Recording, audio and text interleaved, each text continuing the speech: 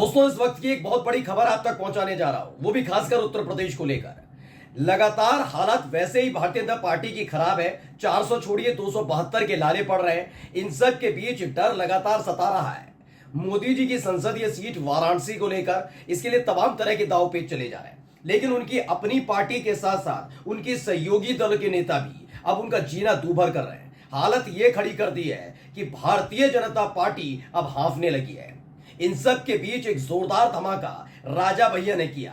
जी हां, जनसत्ता दल के अध्यक्ष और जिनकी मुलाकात 5 मई को, जी हां, इसी साल 5 मई को बेंगलुरु में अमित शाह से हुई थी, उन्हीं राजा भैया के ने ऐसी हालत कर दी है कि अब बीजेपी हांफने लगी है। आज आपको दिखाने जा रहा हूं कि राजा भैया की पार्टी की तरफ से खुलेआम ऐलान कर दिया गया है कि वो समाजवादी पार्टी यानी इंडिया गठबंधन को समर्थन दे रहे हैं। नमस्कार, मैं हूं प्राज्वल गौतम और आप देख रहे हैं टाइम्स एक्सप्रेस।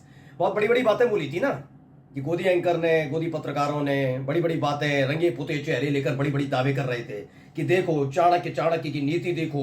बेंगलुरु बुला लिया राजा भैया को और राजा भैया वहां मुलाकात करते हैं और उसके बाद देखिए उत्तर प्रदेश में आंधी होगी, अखिलेश यादव हवा में उड़ जाएंगे, राहुल गांधी हवा में उड़ जाएंगे। लेकिन ये पहले से तय था कि जिस तरह के हालात बने हुए हैं, कच्ची गोली राजा भैया ने भी नहीं खेली। जैसे ही वो बेंगलुरु से उत्तर प्रदेश में और खासकर प्रतापगढ़ पहुंचे, उनको ये जानकारी मिली कि ठाकुर समाज बीजेपी से, क्षत्रिय समाज बीजेपी से खासा नाराज चल रहा है। और यही एक वजह है कि जिन राजा भैया को मुंह लगाने से बचते रहे बीजेपी के नेता, अब उनके आदर सत्कार में जुटे हुए हैं। राजा भैया ने आते ही ऐलान कर दिया था कि नहीं भाई, हम अपने प्रत्याशी नहीं उतारे, ना प्रतापगढ़ पे ना कौशाम्बी सीट पे, किसी पे नहीं उतारा है, लेकिन हमारे समर्थक चाहे वो जिसे वोट दे सकते हैं। ये बात इतनी चुभी थी या यूं मानिए एनडीए के जितने भी साथी हैं, बीजेपी के साथी, वो हवा में उड़ने लगे। उन्हें लगा कि हाँ, मोटा भाई ने यानी कि बीजेपी के तथाकथित चाणक्य ने खेल कर दिया।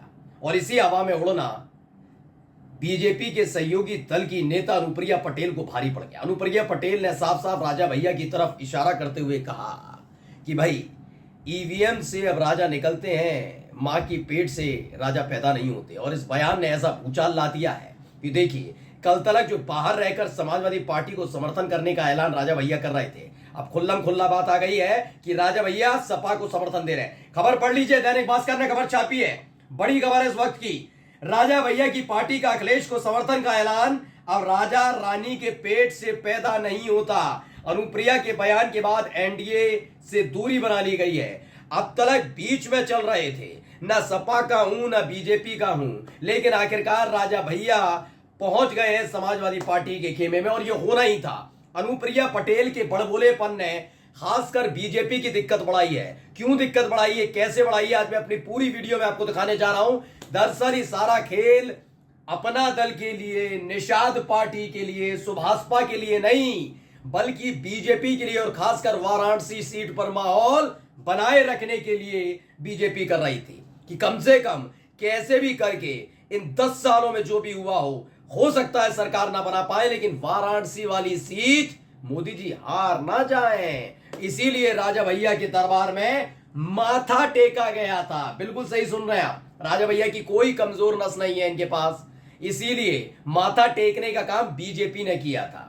लेकिन राजा भैया अपने समाज को छोड़ नहीं पाए और उन्होंने साफ साफ कह दिया कि मैं प्रत्याशी नहीं उतार रहा, लेकिन आप चाहें तो किसी को भी वोट दे सकते हैं। यानी बीजेपी का प्रत्याशी पसंद है उन्हें दे दीजिए, आपको इंडिया गठबंधन का प्रत्याशी पसंद है उन्हें दे दीजिए। और इसके बाद एनडीए के तमाम दलों को, खासकर अनुप्रिया पटेल को लगा कि मोटा भाई ने खेल कर दिया, अब देखो राजा भैया को कैसे हम समझाते हैं। तो बयान दे दिया। बयान के फौरन बाद ही राजा भैया का भी जवाब आया था। उन्होंने कहा था कि भाई सुनो, उन्होंने जो कहा अनुप्रिया पटेल ने सही कहा, लेकिन ईवीएम से राजा पैदा नहीं होते, जनसेवक पैदा होते हैं। और उनकी जिंदगी यानी उनकी अवधि, ऐसे जनसेवकों की अवधि केवल 5 बरस की होती है, इसलिए बड़बोलापन नहीं। पहला। दूसरा, उन्होंने उसी वक्त बयान दिया था कौशाम्बी सीट को लेकर।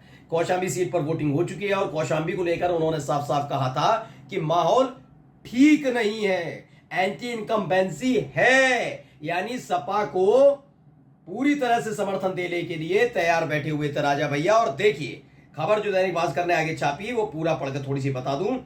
लिखा है, यूपी में राजा भैया की पार्टी ने सपा को समर्थन देने का ऐलान किया है।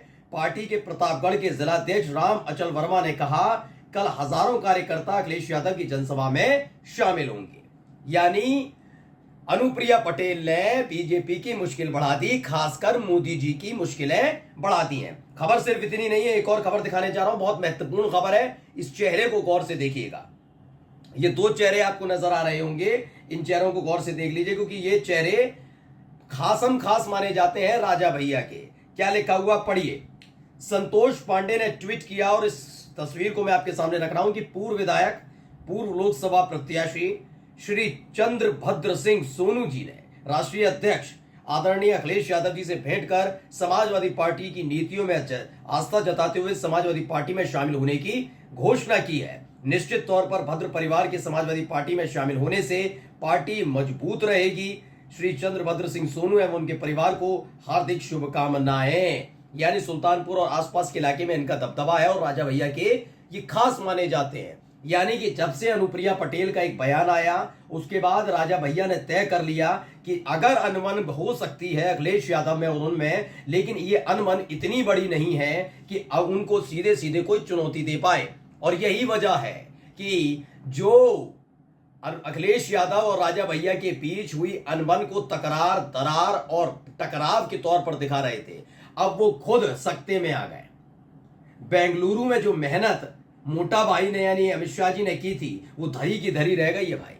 जवाब नहीं दे पा रहे, रोक नहीं पाए अपने नेताओं को। दरअसल राजा भैया के साथ एक चीज और है। राजा भैया का जो दबदबा है वो अपने इलाके में है।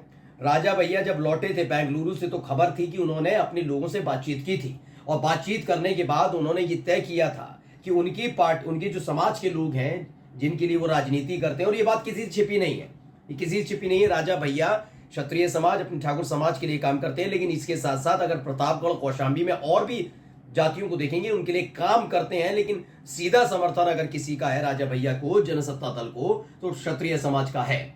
ऐसे में क्षत्रिय समाज की तरफ से कहा गया था कि इस बार जो आंधी गुजरात से उठी है और राजस्थान होते हुए पश्चिमी उत्तर प्रदेश आई है, हम उसका सम्मान करेंगे और हम बीजेपी के साथ नहीं जाना चाहते। राजा भैया इस बात को जानते हैं कि लंबे वक्त तक अगर राजनीति करनी है तो अपने समाज को परेशान या फिर उनके खिलाफ नहीं जाया जा सकता।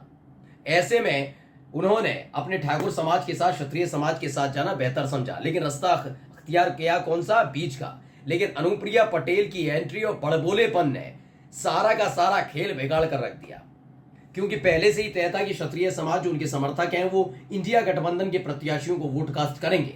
लेकिन इन सब के बीच अनुप्रिया पटेल के बड़बोलेपन ने यह साफ जाहिर करा दिया, जिससे पूर्वांचल में जो ठाकुर समाज के लोग हैं, क्षत्रिय समाज के लोग हैं और राजा भैया के समर्थक हैं, वो खुले तौर पर समाजवादी पार्टी के साथ, इंडिया गठबंधन के साथ आ गए हैं। और ऐसे में ग्रहण भी लग सकता है वाराणसी सीट पर।